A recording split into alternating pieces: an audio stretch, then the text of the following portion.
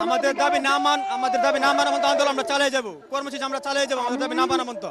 ভাইদেরকে লক্ষ্য করে বলছি, হ্যাঁ প্লিজ আপনাদের পায়ে ধরি করতালি দিবেন। বুঝি নাই। স্লোগানের হিট আসবে করতালিতে।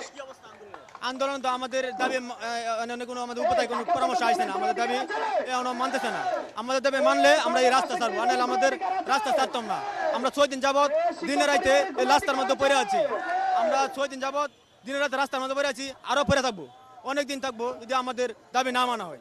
এই সরকার আমাদের নিয়োগ দিছে, এই সরকার আমাদের জয়েন দিতে হবে। তো 2023 সালে যখন নিয়োগটা ছিল, পরবর্তীতে একই সার্কুলারের 3 ধাপ হয়েছে, প্রথম ধাপ এবং দ্বিতীয় ধাপ। যেহেতু কোটার ভিত্তিতে ছিল আগে, তাহলে আমাদের তৃতীয় ধাপ কেন বাদ যাবে? আমাদের দাবি হচ্ছে আমাদের একই সার্কুলার যেহেতু আমাদের এই দাবিটা পূরণ করা হোক, অতি সত্বর আমাদের হচ্ছে এই নিয়োগটা প্রদান করা হোক, নাহলে আমরা কঠোর আন্দোলনে যাব।